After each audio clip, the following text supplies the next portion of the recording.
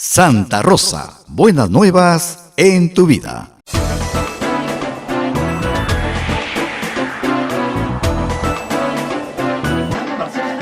Hola, muy buenos días, bienvenidos. Esta es una nueva emisión de A Pensar Más con Rosa María Palacio. Rosa María, buenos días. Muy buenos días, y vamos a ver si hoy día logramos hablar con Carlos Bruce, que ayer no pudimos ubicarlo, pero también estamos con una emergencia en Lima, en el puente Trujillo. El jefe, el gerente de servicios de la Municipalidad de Lima, nada menos que el señor Casareto, ha dicho que, para que lo diga, el río está a punto de desbordarse en ese punto, el puente Trujillo.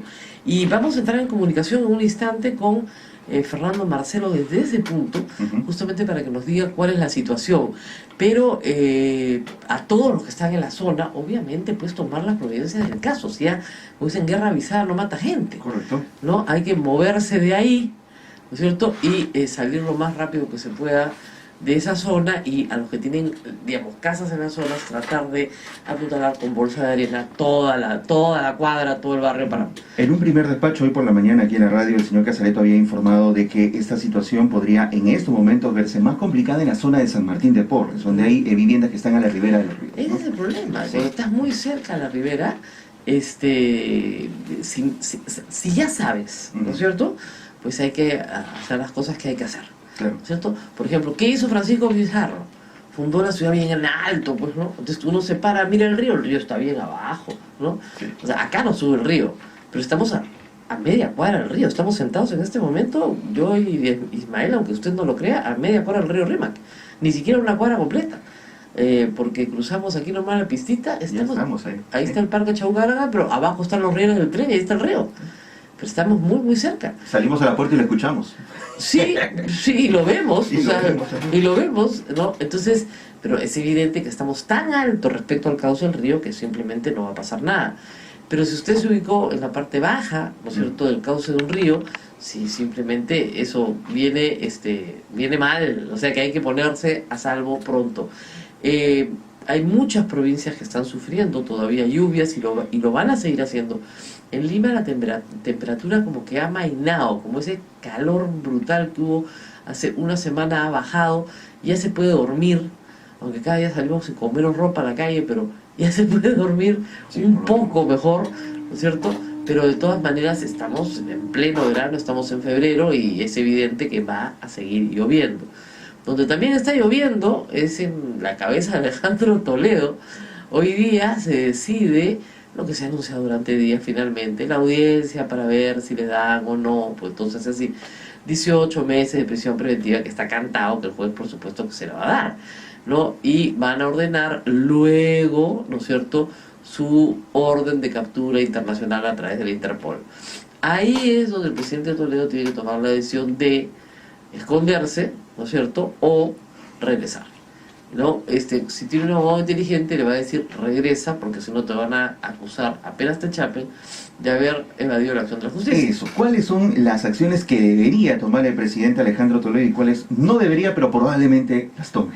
A ver, ¿qué debería hacer? Regresar de inmediato. Porque mira, en el futuro, si tú quieres reducir la prisión preventiva, si quieres ganar la prisión preventiva, etcétera, salir de la prisión, lo primero que tienes que demostrar a los jueces es que no hay peligro de fuga.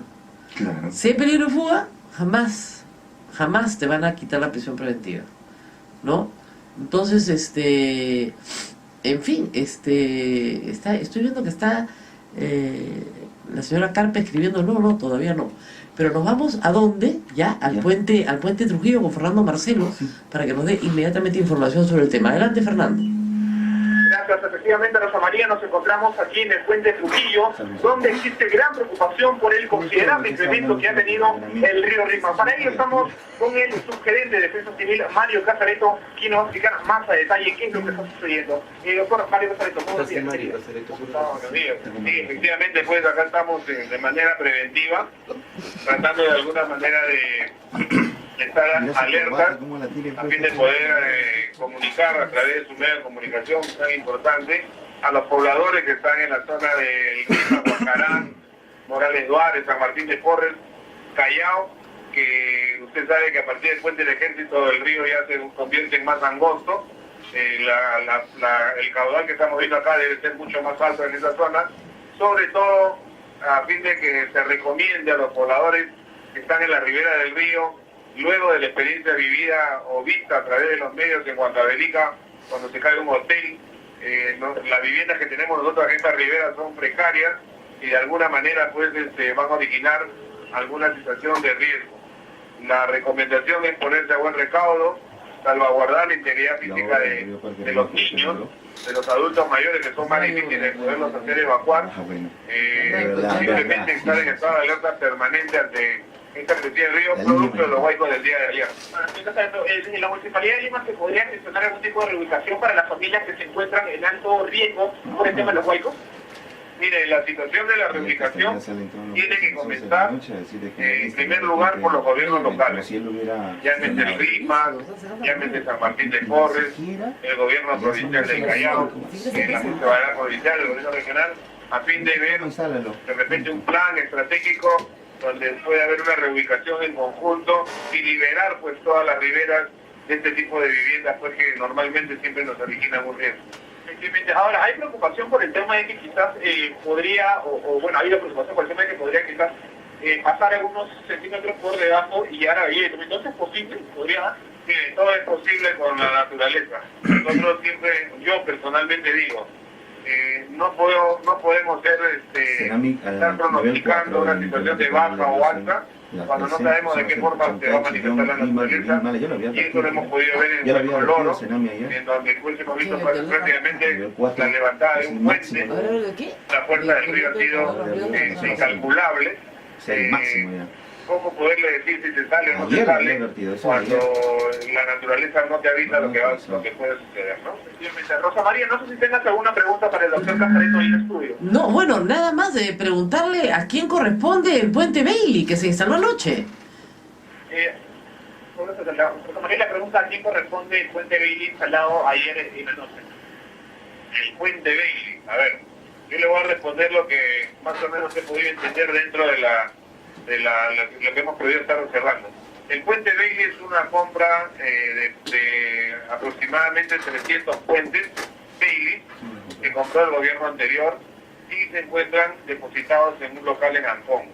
Le corresponde y lo tiene en calidad de posesión, digamos así, de custodia el Ministerio de Transporte. El Ministerio de Transporte, al momento de ver la emergencia, inmediatamente dispuso el traslado de un puente hacia la Ramiro Prelé. Hasta ahí, el Ministerio de Transporte, de acuerdo a la reacción que tiene que tener la parte del Estado, hizo pues que el puente llegara al lugar indicado. Luego, las obras, la instalación, la supervisión y el aceleramiento a que esto se dé hoy día en la madrugada, se aperture nuevamente el tránsito vehicular en esta avenida, y ha sido netamente un trabajo municipal, en este caso de Lima. Lógico, y tiene que ser así. Nosotros a veces nos sorprendemos, ¿no?, de que por el afán de decir es mío, yo lo hice o yo lo tengo, no nos damos cuenta que mientras más unidos estemos entre las autoridades competentes para este tema, me parece que va a ser lo mejor para poder resolver como se ha resuelto este caso. Entonces, creo que es satisfacción de los conductores, satisfacción de los pobladores de las zonas que vienen de Chontica, Chaclacayo, ver que su alcalde de Lima esté inmerso ahí, ver que su ministro de Transportes sea parte de la solución al problema entre el Ejecutivo y, en este caso, la Municipalidad Metropolitana, logren después llegar a un tema como el que venimos nosotros haciendo, para atender a la población afectada en los huaicos.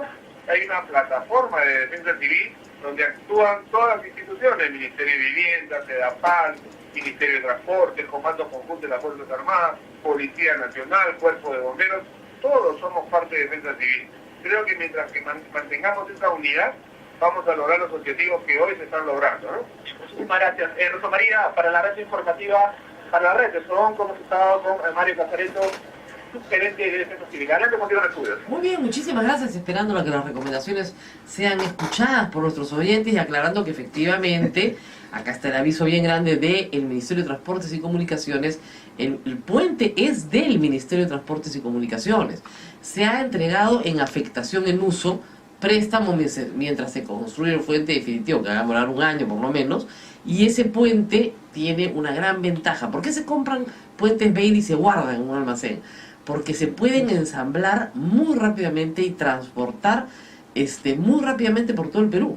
Son justamente los puestos provisionales en caso de emergencia. ¿Quién los inventó? Bueno, un señor Bailey, pero con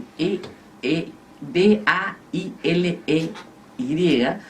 Me parece que en la Segunda o en la Primera Guerra Mundial, pero se utilizaban ¿para qué? Para que cuando el enemigo te volaba un puente, Claro. tú pudieras en 24 horas armar otro puente y poder hacer que pasaran las tropas. Entonces es una obra de ingeniería militar. El origen de este puente es el de un ingeniero militar. Y para eso sirven, para poder soportar, en este caso el puente soporta hasta 48 toneladas de carga, ¿ya? Y no requiere de herramientas muy complejas. Ahora, tiene la Se arma característica- como un rompecabezas, Claro. ¿cierto? Entonces es un puente muy seguro, pero muy seguro. Y se ha usado en el Perú muchísimo. O sea, es más, son tan buenos que en algunos lugares del Perú quedan como definitivos. Ese es el tema también. Aquí en Lima también, en un caso, ha quedado como definitivo en varios lugares, ¿no? En varios lugares y en la costa del Perú ustedes lo verán por muchos lugares. Pero su característica es ser provisional. Claro, Ese es el tema. y que lo puedes desmontar, guardarlo y volverlo a usar. Así es. Es hiper desmontable. En realidad son paneles, vigas y...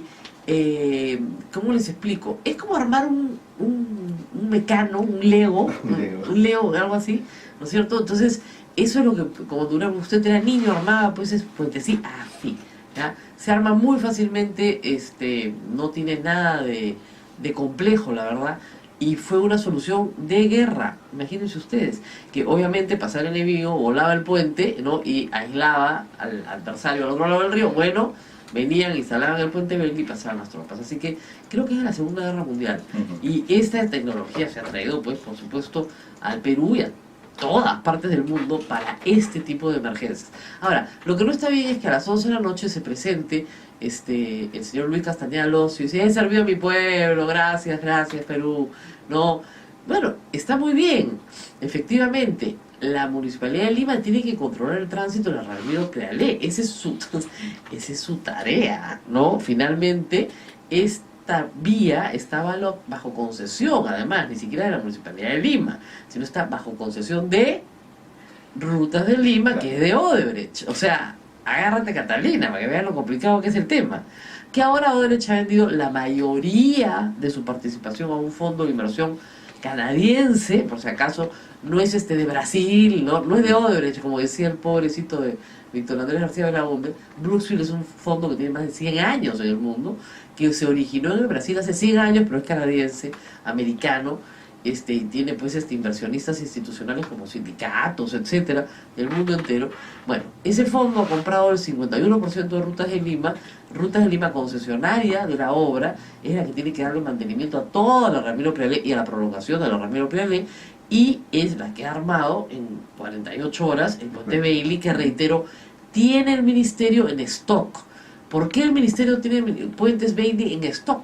Porque los puedes almacenar, pues, y los puedes enviar a todo el Perú rápidamente, y no solamente debería haber un almacén en Lima, sino que entiendo que hay en otros puntos críticos, digamos, para poderlos distribuir, y recuperas el tránsito muy, muy rápidamente. Como tú dices, solución provisional, pero cualquiera que viva en Lima, Perú, sabe que no hay nada más permanente ¿Qué cuenta Bailey? que lo provisional. Lo provisional. Entonces, Sí, sí. ¿no? La típica, ¿no? Sí. Mira, provisionalmente vamos a ponerle esta patita a la mesa hasta que compremos una mesa nueva, ¿no? Dice la abuelita hace 50 años.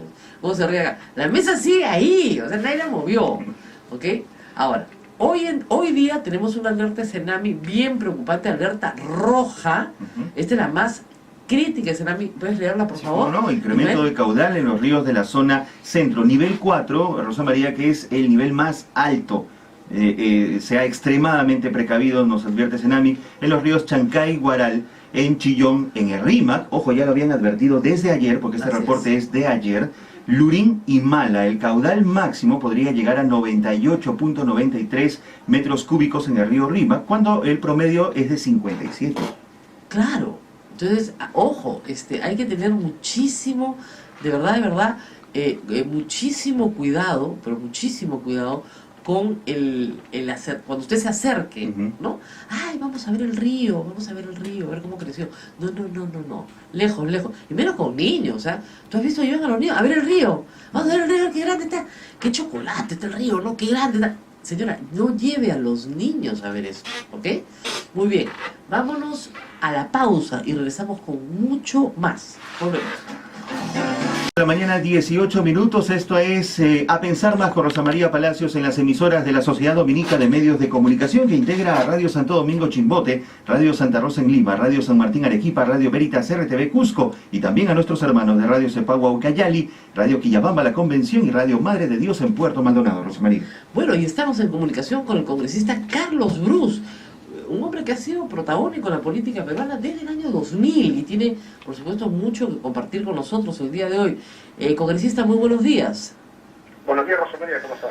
Bueno, pregunta creo que es absolutamente necesaria. Hablemos de el gobierno de Toledo. Usted fue ministro 5 años, un ministro muy popular, Techito se creó ahí.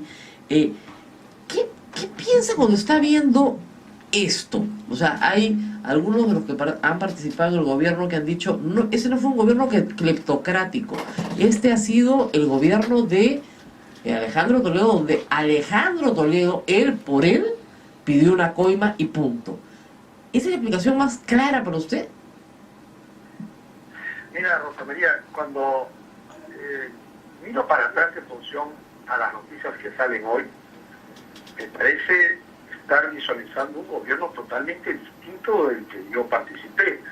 Al final del gobierno de Toledo y de los próximos años, cuando Toledo era un expresidente, no había mayores acusaciones de corrupción en su gobierno. Fue un gobierno que le tocó manejar un país difícil, con instituciones destrozadas, con una crisis económica, y Toledo dejó un país en crecimiento, con libertad de prensa, con instituciones que empezaban a reconstruirse. Realmente, en ese entonces, la gente podía ver objetivamente que no había sido un mal gobierno, había sido un buen gobierno. Excelente tampoco, Sí. Toledo tuvo problemas de índole personal, más que nada, que afectó su popularidad, pero no había sido un mal gobierno. Después, y dicho se pasó, yo lo defendí como su único congresista en los siguientes 5 años por las acusaciones que le hacían. Así es. Luego, por supuesto, él me expulsa del partido sin darme oportunidad de defenderme, cosa que rompió mi relación amical con él. No he vuelto a conversar con él desde ese entonces. Y cuando sale lo de Coteva, y salen las explicaciones, las 5 explicaciones que da Toledo, cualquier persona con 2 dedos de frente, por lo menos dice aquí hay algo raro, ¿no? Claro. Y efectivamente ahí empezó mi primera percepción de que no habría sido Toledo el hombre tan honesto que yo pensé que había sido. Y claro, con esto de la Bajato, un poco que explica el otro lado de la cuerda. Coteva explica la parte final de un intento de compra de inmuebles a favor de familiares de Toledo, y lo de la Bajato explica el origen de esos fondos.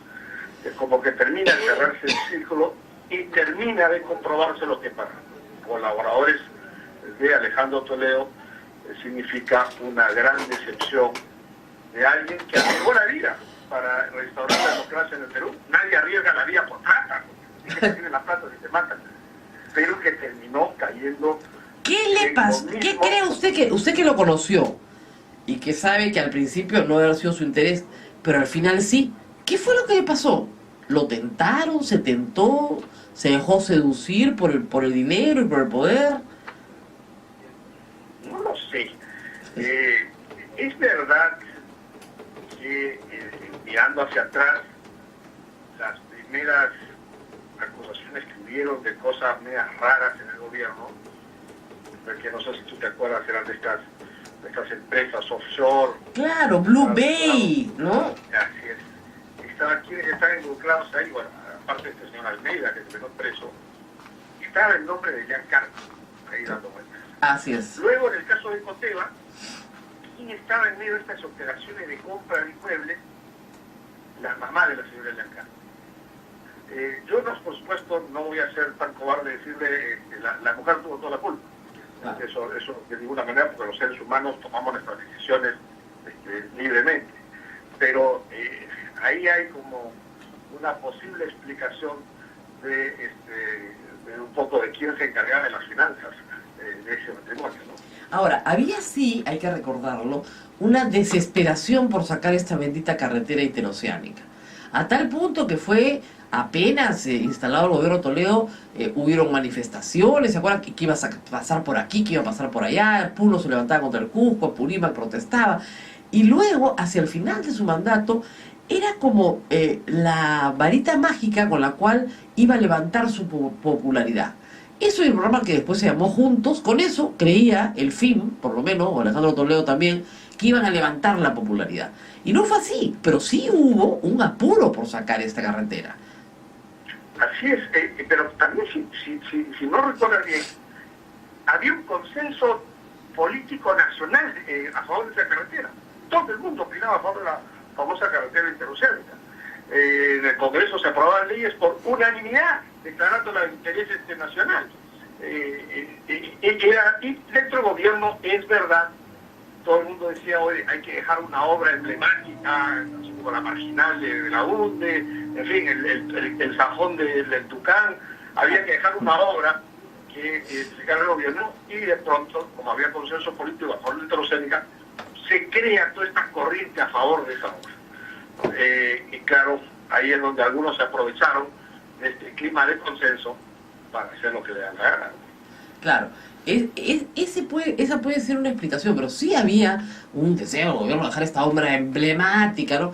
Que al final, dicho sea de paso, aunque hubieron quienes se opusieron a ella, no tiene la cantidad de tránsito que se suponía iba a traer de Brasil a Perú, ¿no es cierto?, en un flujo de exportaciones a través de puertos peruanos, ¿no? Eso no pasó nunca. Y costó además 3 veces más de lo que tenía que costar. Así es. Pero también, yo que participaba más en alguna obra, hay que encontrar el momento. Fíjate, la autopista de Belaúnde, la autopista que hizo Belaúnde hacia el sur, durante muchos años, cuando tú manejabas por esa autopista, eras el único carro que pasaba, ¿no?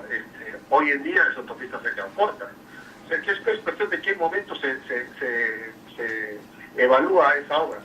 Sin embargo, no quiero de ninguna manera justificar la cantidad de adendas, que es impresionante cuando en los últimos días no salió el recuento de la cantidad de adendas que ha habido. No se puede hacer un contrato con tanto, creo que son 35. En 2 gobiernos, así es impresionante. Ahora, claro, uno puede decir, sí, claro, la Amazonía es complicada, no sabes que hay un río subterráneo, no sabes que hay, no sé, pues una caída de agua, efectivamente, y que cada obstáculo geográfico implica un rediseño, eso también es verdad, pero 35 adendas es una cosa bastante llamativa, ¿no? Y que nadie se ha dado cuenta, y que en 2008 se ha investigado esto en la época de Alan García, y que no se haya hecho nada en el Congreso, dicho sea de paso. Renzo Reyardo tenía un testimonio muy interesante donde le decían en su partido los fujimoristas, ni te metas con este tema. Fíjate, yo recuerdo que yo estaba en el Congreso, tenía que defender a Toledo y había muchas acusaciones contra el interoceánica. Formaron una comisión de la que yo no participé para que después no digan que soy juez y parte, y efectivamente esta comisión no encontró ninguna irregularidad. Sin embargo, visto después, en 35 adendas, que eso pues no es posible. Tú no puedes firmar un contrato que después genere 35 modificaciones. Eso no es regular, no está bien. Ahora, en el tema ya de este gobierno, regresemos a su nuevo puesto político. Primer problema, el público observa que no hay un verdadero compromiso del gobierno con la investigación en el caso Lavallato, y se teme que el que esté involucrado en esto sea el presidente y se esté protegiendo al propio presidente. ¿Qué piensa de esto? No hay nada de eso. El gobierno lo que está haciendo es respetando instituciones. El gobierno no puede ni debe meterse en esta investigación. Aquí lo que hay que hacer es fortalecer la labor de la Fiscalía, y dicho sea de paso, yo no estoy de acuerdo en este enfrentamiento que está teniendo el Congreso con la Fiscalía. Si bien creo que el fiscal debe asistir, el fiscal también tiene todo el derecho de asistirlo, decir lo que considere que deba decir, callarse lo que considere que debe callarse, no sí debe existir. Pero esto hay que manejarlo con tacto, hay que conversar, tú citas al fiscal, llamas primero, coordinas, le aseguras que tiene todo el derecho a quedarse callado si somete. Entonces, no está bien. Aquí hay que fortalecer en la fiscalía. Personalmente, y así se calienten mis colegas, creo que la comisión que ha formado el Congreso no va a llegar a nada. Pero si parece disculpe, me parece un directorio de los interesados, de los con representantes de los directamente interesados. El señor Albrecht tiene una investigación en el Callao por justamente coimas de este tipo de, ¿no? Entonces, la verdad que, para empezar, el señor Mulder pone las manos al fuego por Alan García. Entonces, ¿qué hace ahí? El único que no tiene quien lo defienda es Toledo ni Humala, porque no les quedó ni un congresista, ni para el recuerdo, pero del resto están Solidaridad Nacional, todos están representados. Entonces yo no veo mucha, y el fujimorismo también, obviamente, ¿no? Fíjate, este caso de Lavajato lo estamos investigando en Perú porque nació en Brasil, nació a raíz de una investigación en Brasil, si no jamás nos hubiéramos enterado. Y la información que tiene Brasil y que puede generarlo Brasil, la Fiscalía de Brasil, es importantísimo. Y la Fiscalía de Brasil no va a compartir esa información con el Congreso. Ni hablar, pues, ni que fueran sonsos. Solamente la va a compartir con la Fiscalía del Perú. Obviamente. Por lo tanto, las investigaciones de la Fiscalía van a ser el elemento central. Así que si empezamos a pelearnos con la Fiscalía y hacerles un trabajo más complicado, ¿a quién estamos beneficiando? Entonces, por eso que estoy en contra de este tipo de enfrentamiento que está teniendo el Congreso. Hay que buscar conversar con el fiscal, que vaya el fiscal a la presencia, el fiscal Hamilton, garantizarle que si no quiere decir lo que no quiere decir, no lo dice simplemente, y de esa manera cada institución cumple su rol. Pero aquí ni el gobierno ni el Congreso deben tener a cargo estas investigaciones, porque además no lo harían bien, lo debe tener la Fiscalía, y el gobierno así lo está haciendo, le está dando plata a la Fiscalía para financiar estas investigaciones. Ahora, fíjate, hay algo que sí hay que decir. El Ministerio de Justicia depende de, o sea, maneja el INPE. Y si Alejandro Toledo se entrega, y supongamos que hoy día le dan una prisión preventiva, el que tiene que manejar a dónde va a ir Alejandro Toledo va a ser el INPE. Y muchos nos preguntamos si es que va a ir a la DIROES también. Yo no conozco bien el sistema carcelario, felizmente. Pero lo que me cuentan algunos abogados es que no hay ningún otro sitio apropiado donde alojar otro expresidente que en la DIROES. Y que la DIROES sí tiene espacio donde poder acomodar al presidente Toledo. Así que de repente Alejandro Toledo se hace muy buen amigo de su vecino ahí. No lo creo, pues puede ser que Alberto Fujimori interponga un habeas corpus por tortura, pero en fin, vamos a ver qué pasa si los ponen juntos. Lo que sí es curioso, señor Bruce, a lo largo del tiempo, lo mismo le ha pasado a Humala, ¿no? Es cómo estos expresidentes no tienen un aliado, un amigo, simplemente tienen socios, ¿no es cierto?, en la corrupción y testaferros. O sea, en el caso de Humala no lo sabemos, pero no tienen aliados, no tienen quien los defienda, no, se van peleando con todo el mundo, ¿no? Bueno, pero así tuvieran amigos, ¿quién puede defender? No, pero digamos, un amigo que le diga, oiga, no te metas en esto, no te metas con esta gente, ¿no? ¿Qué haces parando con estos señores que no te aportan nada? Nada. ¿Sabes lo que ocurre, Rosa María? Que cuando eres presidente, poco a poco te aíslas. Dejas de comentar cosas con los demás, te empiezas a encerrar en ti mismo, escuchas cada vez menos y no te beneficias de un intercambio de opiniones que siempre es útil para que uno tome una decisión. Bueno. Y al final, pues, el sistema peruano, el presidente toma la decisión y todos obedecen. Así es. Eso es lo que le está...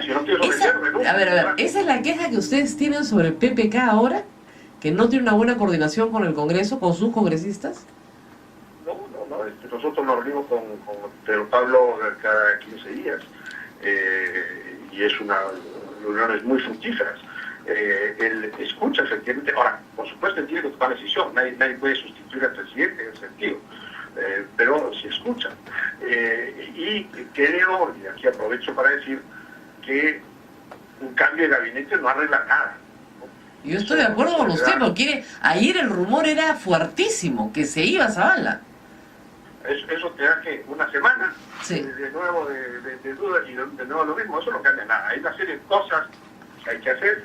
Hay que resignarse a que al igual que el gobierno de Toledo, va a ser un gobierno que se va a manejar con bajos índices de aprobación, que sin embargo no te impiden el poder hacer cosas. Yo hice programas de vivienda que no existían y que fueron odiosos y que fueron reconocidos como uno de los logros, y teníamos un dígito de aprobación.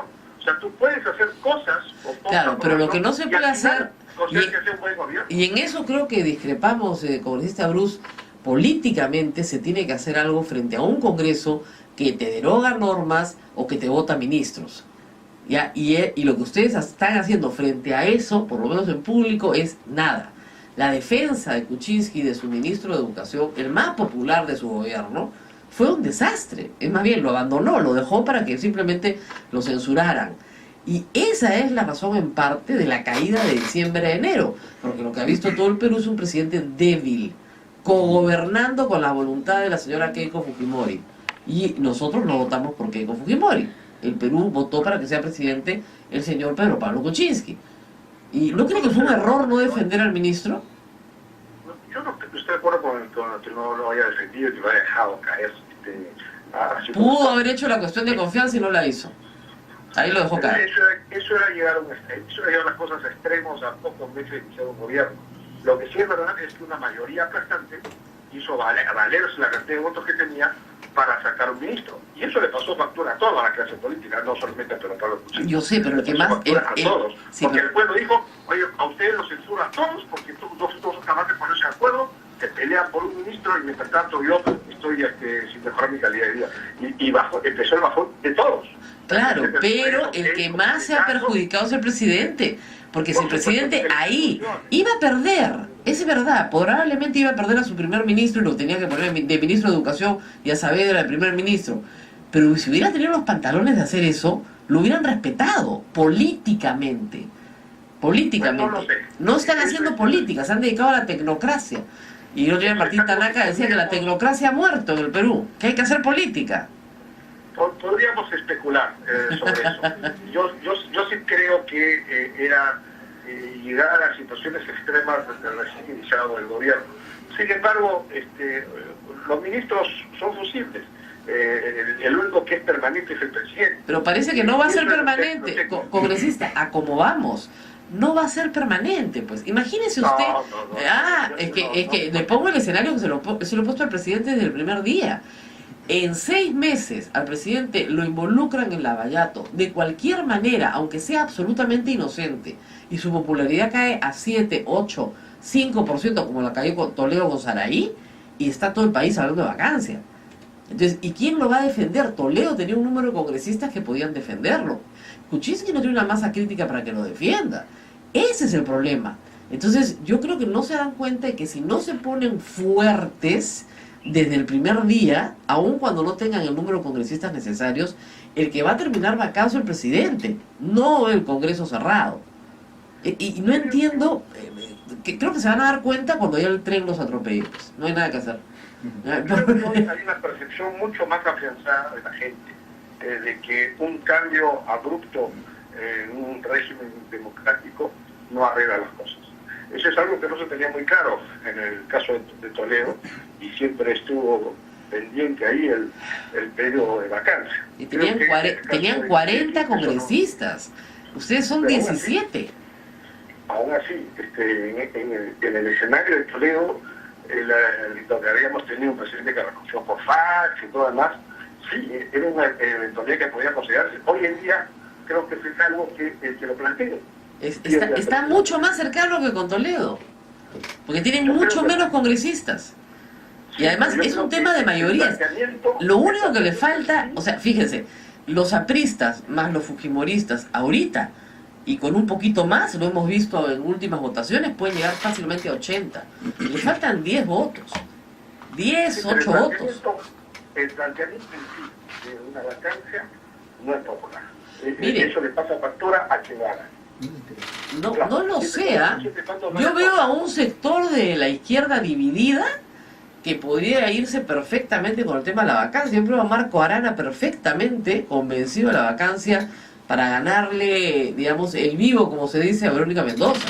O sea, no lo veo de verdad tan lejano, y creo que ahí ustedes están cometiendo un error radical, porque sí hay que hacer política. Y el problema es que ahorita se reúne el Congreso nuevamente, se avivan estas investigaciones, al mismo tiempo les comienzan a derogar los decretos legislativos y se quedan sin tener por lo menos la posibilidad de hacer algunas cosas. Obviamente el Congreso también se vuelve inoperante, eso es cierto, pero, y pagan pato todos, de acuerdo, pero el que está más alto es el presidente y es el que cae desde más arriba. Entonces no lo veo muy tranquilo, congresista, y no debería estarlo tanto. Sí, yo no veo a la izquierda en este afán de pedir o de apoyar una vacancia, por una sencilla razón. Eso es ponerle el plato en bandeja al fujimorismo, que es hoy la organización política más sólida en el país. La izquierda ya sabemos que nos tiene divididos, ellos necesitan tiempo. Sí, pero digamos, sí, hoy, no, claro, pero digamos, sí, pero la izquierda, a pesar de que critique todo el programa económico, etcétera, etcétera, es la que ha logrado que Kuczynski llegue al poder. O sea, la izquierda votó por Kuczynski, pidió el voto por Kuczynski, para que el fujimorismo no llegara al poder. Y, digamos, ustedes tienen que hacer política con ellos, pero no contra ellos. Es una de las cosas más complicadas que se tiene que hacer hoy en el Congreso. Porque si pierden 8 votos nada más, el fujimorismo tiene los 88 votos para abarcar al presidente. Y se acabó la discusión, porque es la fuerza de los votos, aunque sea impopular la medida. Pero bajando la popularidad del presidente, ningún problema. Es una situación, a mí me sorprende que no le preocupe, a mí me preocupa también. Ahora, pregunta también importante, sobre todo por el tema de la unión civil. Ha habido una oleada muy fuerte en esto de la ideología de género, con mis hijos no te metas, etcétera, etcétera, contra el ministro Saavedra específicamente, pero luego contra el Congreso. Y inexplicable, nunca se había dado, de buenas a primeras. ¿Cómo explica usted ese fenómeno? Han usado una estrategia distinta, esta vez no han salido a atacar o a argumentar en contra de la unión civil, sino que han puesto a los niños por delante. Estrategia muy conocida por parte de esos sectores conservadores. No dejen que los niños miren estas cosas, que el niño no va a entender, que el niño lo van a confundir, lo van a homosexualizar al niño. Les han sacado a los niños por delante con los hijos no se metan, ¿no? Una estrategia nueva, inventando, basados en algunos documentos que ya no se están usando, una currícula que pretendería un poco más de casi enseñar a los niños cómo masturbarse, o sea, con barbaridades, y usando mentiras, propio, que es un principio bien poco cristiano, mover a la gente en contra de este tipo de cosas.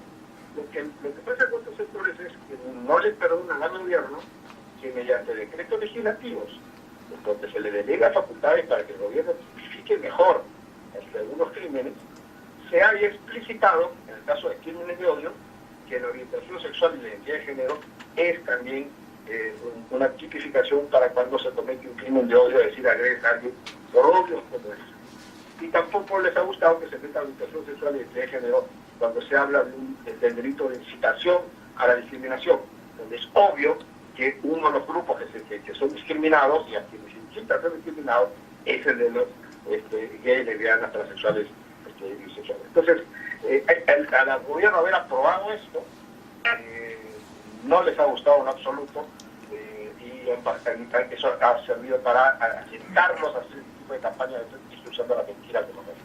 Bueno, nos tenemos que despedir, pero ¿cómo se siente usted con la bancada, ¿cómo llamarla? Provida, le dicen, pero yo no creo que eso sea provida. Una bancada de pastores y de evangélicos que lo miran feo todo el tiempo. Evangélico, Moisés Guía, que desde el principio ha definido su posición. Mi bancada, con 12 votos a favor, de 17 que somos, aprobó el proyecto de ley de unión civil. Así que es una bancada que mayoritariamente está a favor de estos temas. No es unánime, pero sí mayoritario. Así es. Bueno, muy bien, muchísimas gracias al congresista Carlos Cruz. Ojalá que podamos tenerlo pronto en los estudios. Estamos a 3 cuadras del Parlamento, así que no le va a ser muy difícil darse una vuelta por acá en algún momento. ¿Cómo no? Muchas gracias. Gracias a usted. Nosotros tenemos que ir a una pausa, nos la piden en todo el país, todos nuestros aliados de la red SOMCO, así que vamos a la pausa y regresamos. Recuerden, amigos, que este programa se encuentra también en internet, en nuestro canal de YouTube Sodonco y en la programación de las distintas emisoras que integran la Sociedad Dominica de Medios de Comunicación. Volvemos.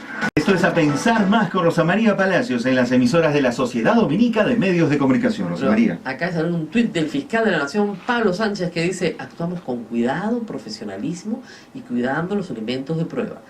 Ya, me parece muy bien, pero van a un paso de tortuga que, claro, se les escapan todos, pues, ¿no? Y digamos que Toledo corre a ritmo de cuy. corre. No, pues, es que esto sí es algo que se le puede criticar a la Fiscalía. Si ya tenía la información de la cuenta de Camargo Correa, no tenían ninguna, ¿no es cierto?, ninguna imposibilidad de inmediatamente ir sobre una detención efectiva de Alejandro Toledo en el Perú, estando en el Perú. Ya, ahora, yo creo y repito que lo que más le conviene a su defensa es traerlo, pero conociendo el personaje, he cubierto su gobierno y he cubierto sus campañas, no va a venir. O sea, yo creo que Alejandro Toledo le puede tener miedo a muchas cosas, pero hay una que sí le tiene terror y es a la cárcel. Sí. Terror. ¿Verdad? Entonces, Alejandro Toledo no va a venir a la cárcel, de ninguna manera, salvo que negocien un arresto domiciliario en su casa de Camacho, y eso, que lo hubiera podido negociar estando en el Perú y diciendo que iba a colaborar, ¿no es cierto? Miren, se puede inventar una defensa, puede decir que la plata siempre fue de Maiman, ¿no? Y que él era el testaferro de Maiman, ¿no? O lo que fuera. Difícil con el testimonio de Barata. El testimonio de Barata es muy sólido porque está corroborado con cuentas, entonces ahí no hay nada que discutir, ¿ya? Y ustedes pueden revisar mis columnas de opinión hace un mes. Ese caso está cerrado. Como está cerrado, también que en el Ministerio de Transportes y Comunicaciones durante el gobierno aprista se instaló una banda, ¿no? Donde hay 4 o 5 personas que cobraron coimas para sí y establecieron cuentas en Andorra y están identificadas. Eso también está, corroborado. Por supuesto tiene que pasar un juicio. Por supuesto que las partes pueden explicar muchos atenuantes o agravantes en el proceso, pero eso ya está probado.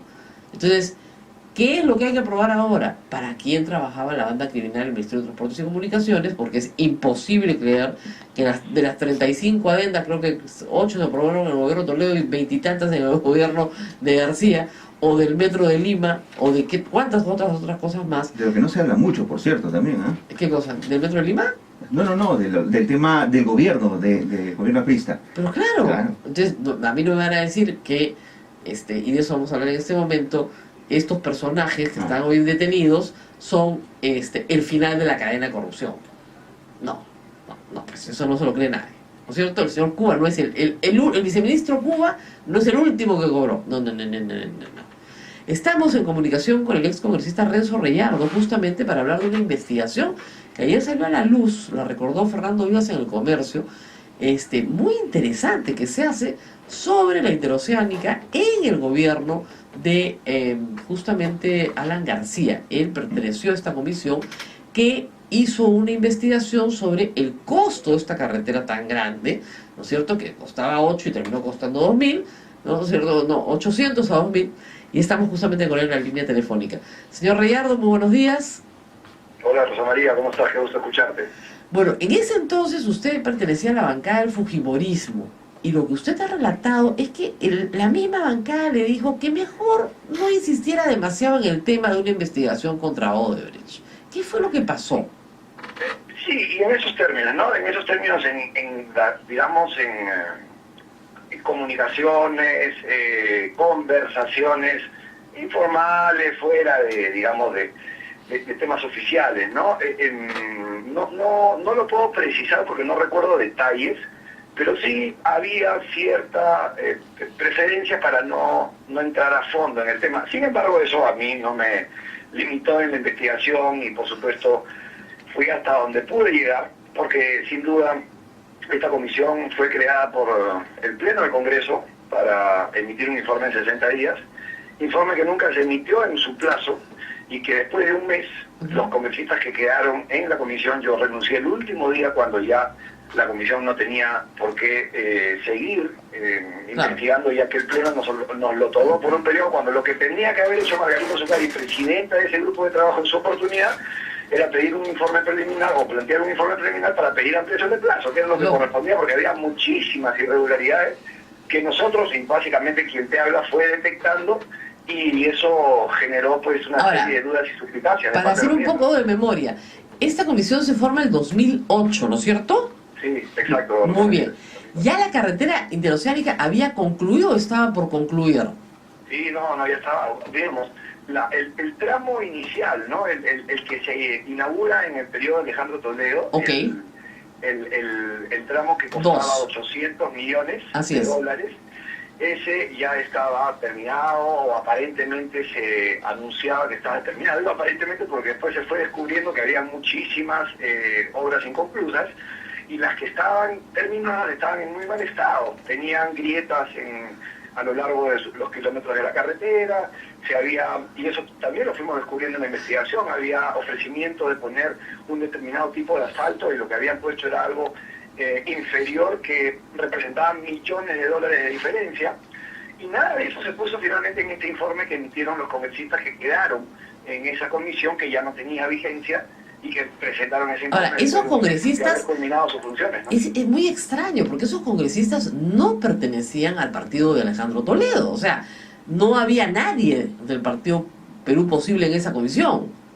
Sí, lo que se argumentaba, y debo decirlo con sinceridad, es que esta obra era tan importante, y ese era San Benito, y recordemos que planteaban los políticos de aquella época, esta obra era tan importante que unía a los pueblos del sur, que nos conectaba con Brasil, que el intercambio comercial iba a ser inmenso y millonario, y entonces todo era, si tú te pones, estás yendo en contra del pueblo, de nuestro pueblo peruano, y sobre todo la región sur. Había una demanda local, absolutamente desproporcionado, porque hoy estamos viendo lo que ha generado esta carretera en cuanto a términos económicos. No es gran cosa, ¿no? Y bueno, en fin, ya la obra está hecha y hay que mantenerla, sin ninguna duda, pero no podemos permitir que se sigan... Ahora, lo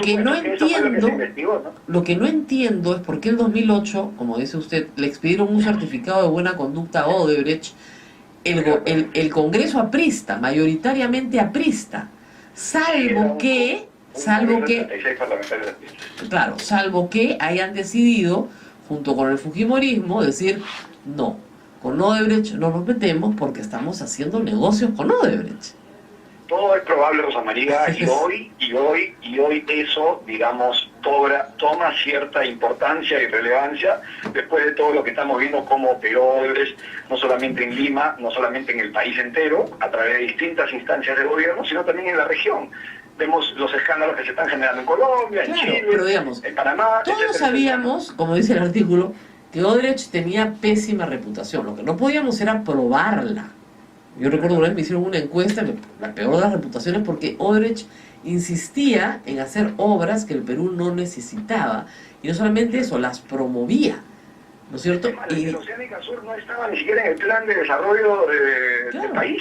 Eso salió entre gallos y medianoche, y todo parece ser que fue producto de un gran negocio que se implementó ante las más altas esferas, ¿no? No, pero sobre todo la promovía entre la población, que es lo más, digamos, que es el truco de usar al pueblo, es decir, convencer al pueblo de que esta es tu salvación, y gracias a eso hacer una obra. No solamente estamos hablando del proyecto de la Interoceánica, de otros proyectos donde han estado metidos, sobre todo desde el año 79, que han sido carísimos para el Perú, y que finalmente en el costo-beneficio no son los más indicados, pero se hicieron porque hubo una protesta popular, una demanda popular, y utilizando a la gente, como está pasando en Chinchero, dicho sea de paso, lo que se está utilizando es a la gente. Complementar el análisis, Rosa María, si me permites, no solamente han sido caras para el Perú, sino que desde el primer momento Odebrecht ha sido muy hábil para diseñar un tipo de mecanismo que, a través de documentos utilizados como título de valor, como instrumentos financieros, que el Estado garantizaba, poder apalancar dinero en la banca internacional, es decir, de su bolsillo no puso un mango. No. Era de parte del Estado y por supuesto con las famosas adendas incrementando el presupuesto a 5 veces más de su valor inicial. Claro, ahora, todo un negocio enorme, ¿no? Mire, todo quien ha construido algo en su vida, usted ha construido seguramente una casa alguna vez, yo también, sabemos que el presupuesto inicial no tiene nada que ver con la realidad final, ¿no es cierto? O sea, tu presupuesto semanal, esa es la realidad. La realidad no es lo que proyectaste al principio. Eso se puede entender, pero que un precio se eleve de 800 millones de dólares a 2.000 millones de dólares... Yo pues 3.000, Rosa María, 2.900, una cifra... 2.900, una cosa así. Ni siquiera tenemos la cifra clara. Exactamente, no tiene ningún sentido. O sea, para eso contratas a los batallones de ingeniería del ejército, pues, y se acabó tu problema, ¿no? Ahora, lo que a mí me llama la atención, de verdad... Y ahí está la complicidad con los gobiernos, ¿no? Perdóname, porque ahí está la complicidad con los gobiernos, porque para incrementar presupuestos de esa magnitud, tiene que haber una decisión gubernamental, tiene que haber una decisión de Estado, claro, sin ninguna duda. Ahora, hay que decir una cosa, ya no estábamos en el gobierno de Toledo, se estaba haciendo el tramo 3 y 4 que corresponde al gobierno aprista con todas sus adendas, y era evidente que si ustedes se tiraban abajo la interoceánica de Toledo, tenían que también tirarse abajo la interoceánica de García. Entonces, por eso los han callado, no hay otra explicación.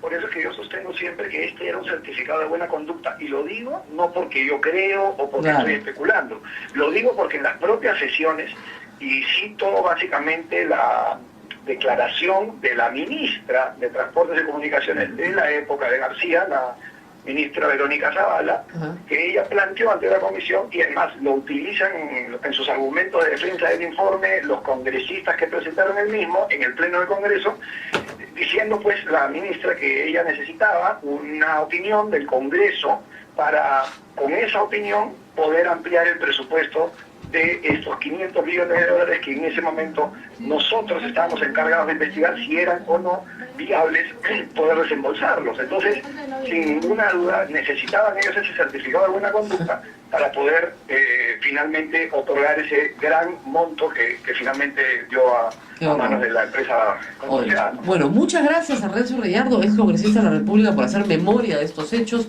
que hoy se vuelven relevantes. Siempre, claro, la historia no se puede escribir de hoy para atrás, ¿no? Eso es verdad. Sí. Tenemos que hacer una pausa, nos estamos comiendo el tiempo en este programa a toda velocidad. Otra vez parecen haber problemas con el streaming en Radio Santa Rosa, se está volviendo normal, nos estamos volviendo famosos, pero ya regresamos en un instante.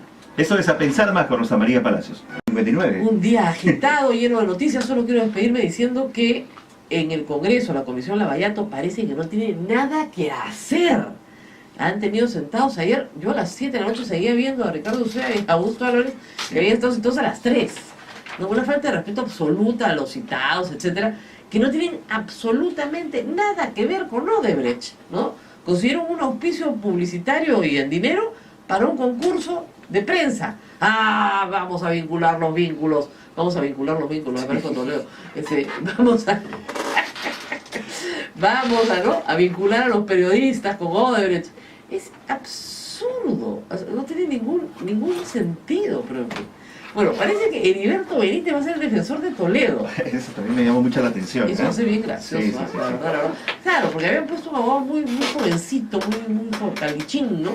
Claro, pero la verdad, creo yo, que hoy a Alejandro Toledo su audiencia le va a ir pésimo, porque le van a dar su prisión preventiva de 18 meses y va a tener que tomarse un avión y irse a Lima si es que no quiere que lo declaren prófugo de la justicia, reo contumaz, ¿no es cierto? Orden de captura internacional y lo tengan capturado por la Interpol. Entonces, si es así, si viene, bueno, veremos qué tiene que decir. Y si no viene, pues nunca más lo veremos. Eso es cierto. Eso es cierto. Por el momento parece que se lo ha tragado la tierra, salvo algunas esporádicas apariciones en Facebook, pero vamos a ver qué sucede en los próximos días. Y al alcalde Figuretti sigue apareciendo, ¿no? Yo lo he visto en 3 cortos informativos ya en la televisión. Toda la televisión es señal abierta, desde la noche lo pasa. Hemos abierto la Ramiro Prialé. Oye, la Ramiro Prialé la han abierto con un puente Beni, el Ministerio de Transportes y Comunicaciones, y con la plata del concesionario, y con la mano de obra del concesionario. Y tú has llamado a la policía para que dirija el tránsito. Eso es todo lo que han hecho, ¿ya? En este momento se está cayendo una casa en el Malecón Checa, una casa deshabitada, ¿ya? Porque el río se la está llevando, el río Rímac, ojo. Entonces, estamos hablando de San Juan de Lurigancho.